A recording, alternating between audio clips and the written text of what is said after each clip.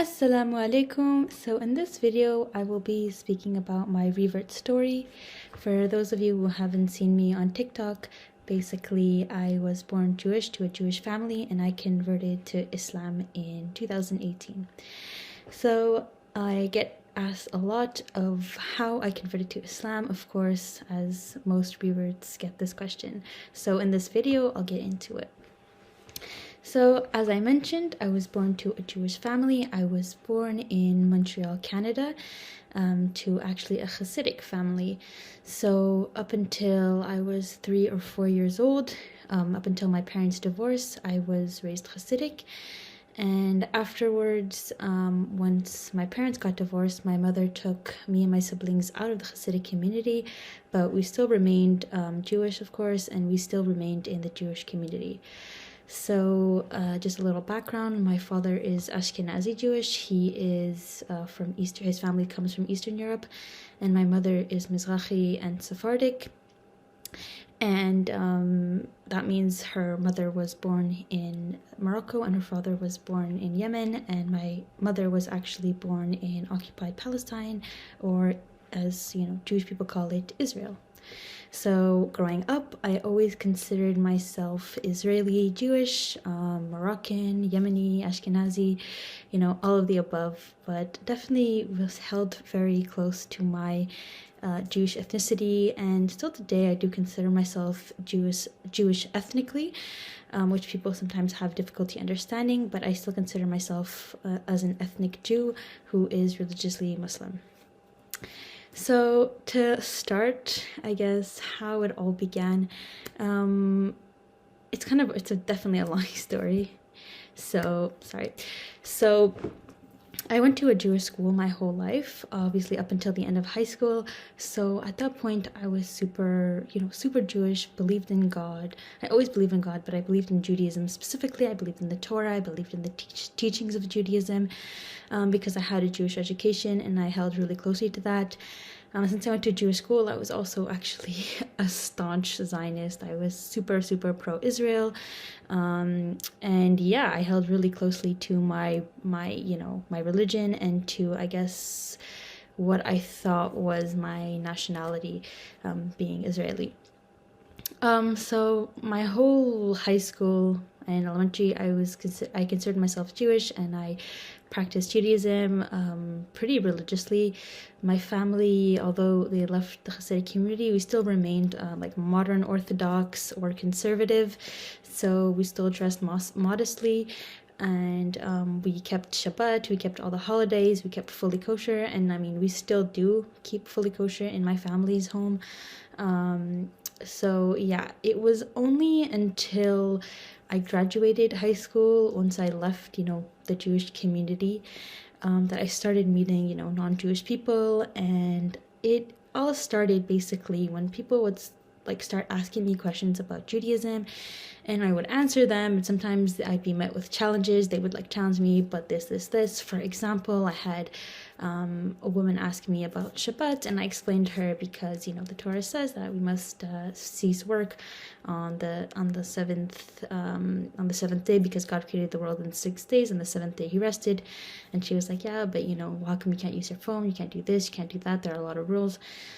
And it started putting a lot of doubt in me, and I remember that question specifically from that woman. I still remember who asked me that. Her name was Mary, and I worked with her at a grocery store. And anyways, I still remember that, and it really like stuck with me. And at that point, soon after, I started realizing that a lot of things that Jewish people were doing didn't make sense to me, and I was like, So I started distancing myself away from Judaism. For example, I started sneaking my phone on Shabbat, so I wasn't keeping Shabbat fully like my family was. So I'd be in my bed under my covers because I shared a room with my sister, and I'd be on my phone. So it kind of started like that, and I started having a bit of doubt in my heart about what I was practicing, and then I basically started distancing myself from God. So I lived like that for a few months, but then at one point I was like, I feel alienated from God. I feel like I need to become closer to God. I feel like I needed to mend my relationship with God because I was starting to feel, empty without God's presence in my life. So before going to school every day on the bus, I took a little Tehillim, which is a book of Psalms, which is written by the King David. And I started reading that, and I was like, you know what, hopefully that's going to, ignite my, my passion, my, like, in Arabic we say my iman, my faith. So I started reading that, and like it was really nice. It was a nice book, and I remember one thing in particular that I remember that kept reoccurring was how King David mentioned that he was prostrating in prayer to God. We prostrate in prayer to you, God. And it was mentioned over and over and over and over again. And that got me curious. So I was like, why don't Jews prostrate during prayer? So I Googled it. I went to Chabad.org, blah, blah, blah. I did a lot of research, spoke to rabbis, but like, it still did not like satisfy me. All the responses I was getting were not satisfactory to me. So I was like, this is weird. So as I was doing a lot of research, like I was writing Jews prostrate during prayer, the sect of the Karaite Jews came up. So the Karaite Jews are Jews who follow strictly the Torah, and they don't follow like the Talmud and other rabbinical texts or interpretations. And it was at that point that I realized that like Judaism, like standard modern Judaism that people practice today, is called Rabbinic Judaism because it is inspired, not inspired, but a lot of the rules and a lot of the holidays and the regulations that Jews practice today are from rabbis, from rabbinical interpretations, sages basically from the past. And it was at that point that I was like, that's strange. Like, but it also explained my questions. Like, why did we do this on Passover? Why did we do this on Hanukkah? Why did we do this on Rosh Hashanah? And it answered a lot of my questions. I was like, it makes sense because they're following the interpretations of rabbis and they're not following, like strictly, they're following the word of the Torah, but these specifications, even like the Shabbat, restrictions don't come specifically, all of them from Torah. So I was like, you know what, maybe I should look into Karaite Judaism because it made sense to me. They were following strictly the Torah. At that same time, I didn't really have any Muslim friends. I had one Muslim friend, but she wasn't, we never spoke about religion. But I knew some like Muslim people online that I would sometimes speak to. And one time I had like a whole conversation with like, it wasn't a friend, it was like a Muslim online friend that I never met. Actually, I never really met in real life. But anyways, we had a discussion and we were sending each other videos about like, religion. And I saw this one video about like, debates between Muslims and Jews. And I started realizing at that point that Islam and Judaism are so similar. It was also at that point that I realized that Jews and Muslims believe in the same God, and also Christians, but that's not really relevant to the story. But up till now, to this point, I basically thought that, Muslims worshipped a different God. They worshipped Allah, which is a different God. I realized that Allah is actually just the name for God in Arabic, just like, Dieu is Arabic and French. So I was like, okay, they believe in the Torah, they believe in the Gospels, they believe in all of the Jewish prophets that, Jews believe in. And the only thing that they believe in more is the Prophet Jesus and the Prophet Muhammad as the seal of the prophets and the Quran as the word of God. So basically that's the only addition that it has to over Judaism. And I also, while I was Jewish, was like, oh yeah, Muslims stole our texts. They're just reusing, they're like copying our texts. That's really what I believed. And I realized that it wasn't copying Jewish texts. It was literally the same God. So God was continuing his message. It's the same message. And it just has, I guess, some like new information, some new tweaks. And I explained it to myself as like, it's like an update. People don't like when I use that term, but in my head, I was like, it's like an update to Judaism. So at that point, I was like, okay, it's not a whole different thing. And I decided to actually start looking to Islam. And also, when I was thinking about, when I was reading the Tehillim and I realized that, he was saying, well, we prostrate in prayer to God, I did actually think of Muslims. So I was like, okay, that makes sense why Muslims pray to God. Pray to God, in like the way they do with like prostration, because that's what God wanted. That's what God says. And that's how Jews were praying up until a certain point, until the rabbis came along and said, we don't pray this way anymore. And I also remember, you know, how like Muslims pray without their shoes on, and I was like, that makes sense because a mosque is a holy ground. When you pray when you speak to God, you're speaking to someone so holy, you know, so you have to respect them and take off your shoes. And I thought of, you know, the time when Moses spoke to God and in the burning fire, the Snebo el Ba'esh. I'm not sure exactly what it's called in English, but it's like the fire, and God said, please take off your shoes to speak to me, to address me. And this was holy ground, so he had to take off his shoes. And I was like, that makes sense. And it was like little things like this. At this point, I still was not like actually considering being Muslim, but it was little things like that that kept being added into, like, you know, I kept realizing that I was like, okay, Islam makes sense, this makes sense. Until one point I was like, you know what, I'll read the Quran. And I started reading the Quran, and the Quran made sense. And I was like, like, there's nothing wrong with it, you know, it's perfect. But at that point, I still wasn't like fully, you know, convinced like I'm gonna change my religion, because I felt like the thing that was holding me back most was honestly, I felt like I'd be abandoning all of my cultures, all of my traditions, everything that I once believed in would be like completely gone, just because, you know, like, I'm changing my religion, and my religion was a fundamental part of me, of who I was. And I had a really hard time, you know, drifting, like separating myself from that, you know, accepting Islam. But at some point I realized that actually accepting Islam and being Muslim and practicing Islam would actually make me a better Jew. And I wasn't separating myself from Judaism. It was the same God. I was still being, you know, it was still the same religion as the God of Judaism. So I came to realize that at some point. And it was just over time, like I said, many little things that I learned about Islam that made sense to me, you know, even the modesty, and, you know, how the modesty of, like, you know, how Muslims dress, it made sense to me. And I'm like, my whole life modesty made sense to me because I was raised Jewish, and it just all made sense to me. And I can't exactly remember what was the last drop that made me Muslim, but I do remember when I decided basically to become Muslim. It was Ramadan, it was 2017, and I was like, you know what, I'm gonna do Ramadan just want to see what it's like, you know. So I was like, I'll do it. And as a Jew, I had fasted for like Yom Kippur, so it was like 25 hours for Yom Kippur. So I'm like, yeah, I can do this. And I was able to do this, and I was like, you know what, I want to fully immerse myself in it, so I'm gonna like pray too.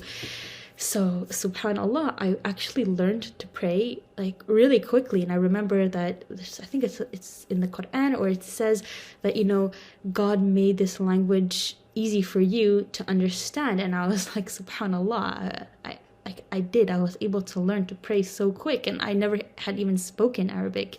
All I knew was like shukran and salam, like, honestly. So I started praying, and I remember one time I was in bed, I was like, okay, how do you become Muslim? And it said, you just need to repeat this word. It was the shahada, the sentence. So I sat on my bed, I was like, you know, la ilaha illallah, Muhammad Rasulullah. And I said it, and I'm like, am I Muslim now? Like, I feel the same. So technically I was Muslim since 2017, but I still at that point wasn't like fully like immersed in Islam. Like, my heart wasn't fully there, so I don't necessarily consider myself fully Muslim at that point. And I still had some things to work on, you know, abstain from certain things that Muslim must abstain from. But yeah, I was still starting to, you know, like, you know, think about Islam. I went to some Jum'ah prayers. And then it wasn't until later, it was in January, I met this girl online, and actually it was funny. I was like posting a lot of stuff about Israel, like a lot of pro-Israel stuff, and she like was sent over by one of her other friends who like sent her over to talk to me and be like, why are you like supporting this, that? And anyways, we started talking, and then I told her, like, we started hanging out too. And then at one point, I told her, I'm like, you know what, I want to just convert to Islam. Like, I want to do it. I want to fully do it. So it was in January 26, 2018 that I actually converted to Islam. I took my shahada, and that's when I consider myself fully Muslim. And yeah, that was pretty much it, how I went from being Jewish to being Muslim. Assalamu alaikum. So today I'm going to respond to a question that I received quite a few times. So the question is, how did my family react when I had told them that I had converted to Islam. So basically, after I had converted to Islam, I hadn't really told anybody for a long time. It took me an especially long time to tell my family. So it was about 1.5 years after converting to Islam that I decided that I had to tell my mom about my decision. So basically, one evening, I was in the summer. I took her out to eat dinner, and I had just told her straight up that I had converted to Islam and I was Muslim. So basically, she had made it very clear that she was not happy with my decision. She wasn't angry at me or mad at me, but she was mostly sad and disappointed, so that hurt a lot, and it made it harder for me personally.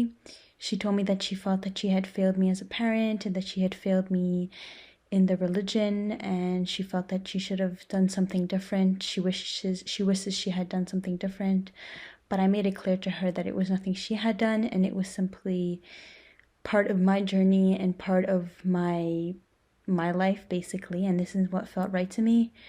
Still today, she doesn't really accept it. She just lives with it, basically. That's how I describe it. She still supports me, and I still live at her house currently. So we still have a good relationship, although we do disagree on quite a few things in terms of religion and politics, and so we just don't talk about these things. With my family, I don't talk about to them about politics at all because I disagree with all of them, and it's just like a pointless argument. So I never told anyone else in my family. I believe that my siblings, so my sisters and my brother, know through my mom, but I had never formally told them that I had accepted Islam. They just kind of know, and we had never talked about it either, so I'm not sure what their reactions are exactly. We've never discussed it, but I imagine that they're like thinking that it's weird or strange, or they have bad, thoughts about it. But yeah, nobody else in my family knows. I had not told my grandparents or anybody else, my cousins or aunts or uncle or cousins. I think I already said cousins. But yeah, I had never told anyone else in my family. So far it's just my mother and my siblings who know. And I am not yet brave enough to tell my grandparents. My mother is strongly discouraging me from doing so, which is really unfortunate because I am married and basically they don't know. And I want to have kids soon, and if I do have a kid soon, inshallah, my grandparents are going to have to know, and I'd rather them find out, before I have a kid that I am Muslim and married. But my mother is really not interested in that. She's telling me that I should not do that because I'm going to give my grandparents a heart attack. So far, I'm still kind of living a double life, but I'm starting to care less and less what people know about me.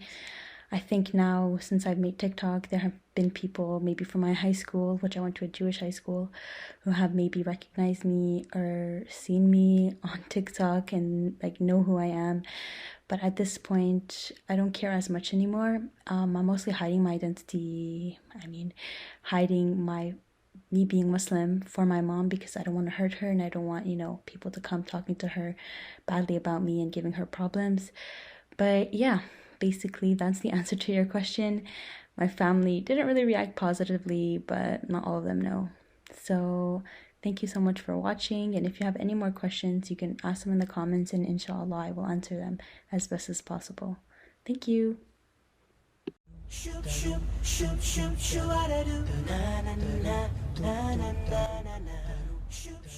إذا أعجبك الفيديو لا تنسى الإعجاب والتعليق، ولكي يصلك كل جديد اشترك الآن.